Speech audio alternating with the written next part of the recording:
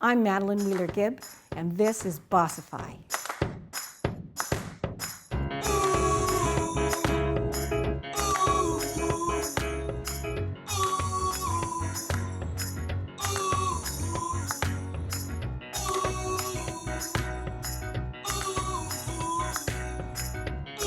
This episode of Bossify is proudly brought to you by Janet Lawless Christ and Team Luxury Real Estate.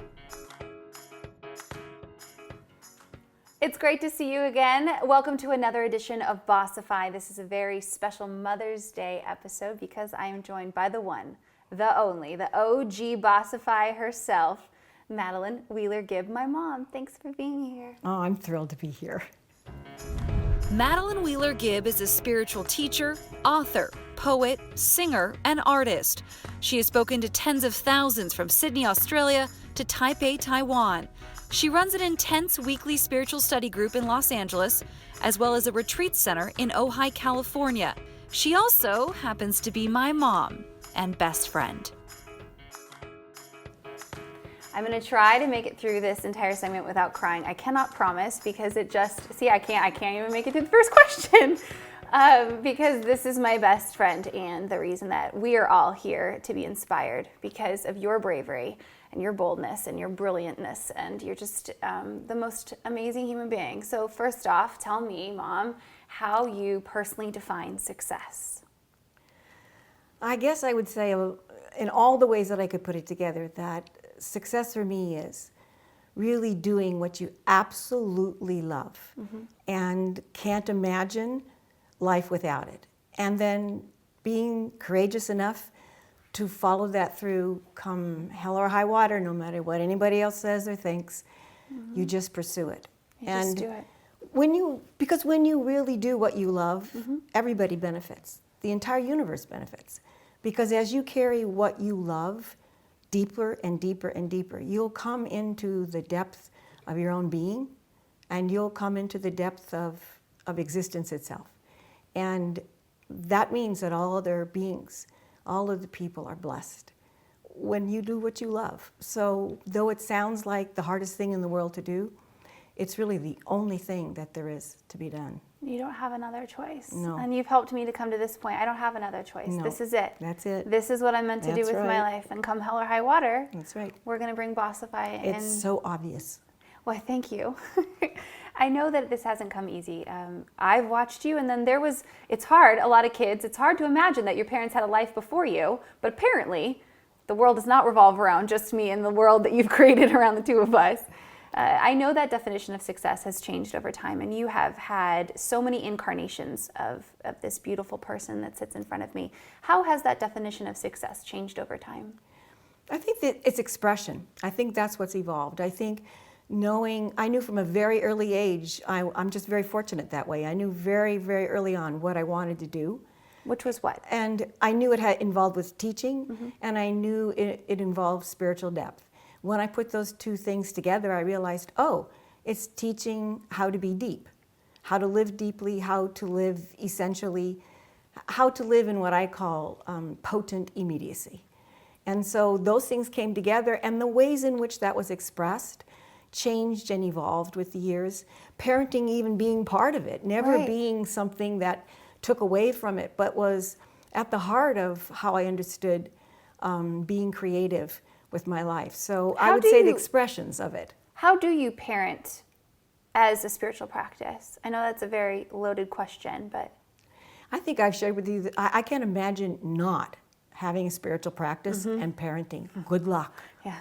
No, Sorry. I can't imagine it. Yeah. Because it's the core and the basis from which your love for that little being grows. And I think spiritual practice is that capacity to open again and again and again and again. And I can't imagine parenting without being immensely, radically, radially open. That's what it takes. It takes a great open heart. There's no static to it, right? Obviously, that little nugget is changing and growing in your love and the relationship. And you have to listen to them very, very carefully and watch them very, very carefully, because they show you very early on parts of their being, the way in which they're going to interact with the world. And you have to honor and respect that. They're not clones. No. You didn't have kids so that you could have a copy of yourself. The child is really an expression of something much, much deeper. And you're lucky if in your lifetime you get to meet up with that which has called your child, that which has made her understand her life and called her into her vocation, if you will. What does it feel like to be on the set of my vocation, of my calling? It feels pretty much like when we're always together. Yeah. It just sort of feels pretty natural. Right. But sometimes I do look over and I see, there's the 5-year-old with no teeth, you know, and her tutu and her cowboy boots standing at the front door, and it's kind of funny. Yeah. But other than that, it feels pretty natural. Pretty natural. Yeah. How has that definition that you have cultivated so beautifully and conscientiously as well over time of success to you, then just sort of forced and molded this person that you define as you today, which I want to talk about because I on a such bigger level, because you are the universe. You hold yourself in that way. No, you do. You hold yourself and you understand the responsibility of your energy and that it is really not just you. No, it was pretty clear to me pretty early on. And I think also sometimes all of us struggle with relationships. Mm-hmm. All of us have things that are not perfect. And to come forward and realize, you know what, they may not be perfect, but this is my life. And, you know, in whatever way possible, they're going to be creatively interacted with. And I would say just being able to see everything, whatever's happening, as something of import, value, significance, and not ruling out anything as being life-changing. I know it sounds kind of pretty simple, but to live that way is not easy. No. It's difficult. On the other hand, it's the richness of living a life that's focused in this existence, but also open to the expression of it being something different all the time. Being open to the expression of it being different all the time. All the time. All the time. Yeah, that's really who you end up being. And you sit in that, and you're okay to sit in that. Well, having you help me, I have to admit, because I had a really difficult delivery. And in the hospital... we both almost died. Yeah, we had a tough time. We had a tough time. And less than 24 hours after you were born, we lived in the Midwest at the time. I was in grad school, so I was a grad student when I had you. And less than 24 hours after you were born, on the loudspeaker in the hospital, there was an announcement, and that was that a tornado was on its way. And I thought, oh my gosh, okay, I'm from California. Earthquakes, I'm not even afraid of. A tornado sounds terrifying. Yeah. And so the nurses came by and said, don't worry, it's, so far so good. When we have to call you and evacuate you to the basement, that's when it's serious. Well, 5 minutes later, they came in and said, we're evacuating you to the basement. It's gotten that serious. Yeah. And I remember being downstairs with about 14 other women, several who were still in the throes, still having babies. Yeah. Okay, and several of us who had already had children. And we were sitting there, I was in a wheelchair with an IV and everything. And we were absolutely terrified. And some were crying, some were moaning, some were just paralyzed with fear, but all of us were terrified. And I saw on their faces, every woman there saying, there was only one thing on our minds, and that was, this little kid, this baby's not gonna die. No, no way. And this very strange thing happened. While I was sitting there being terrified, this calm came over me. I mean, a complete calm. Yeah. And I thought, oh, okay, I'm not have to be worried. I need all my wits about me. I got it. Then the next thing that came was this amazing fierceness. And I knew at that moment, this is the power of all women. And I've been visited with it. Yeah. And I have to say, I've been able to move from that calm and fierceness the rest of my life. It never left me. Wow. So I would say that's... You never shared this part. Well, you don't know everything about me.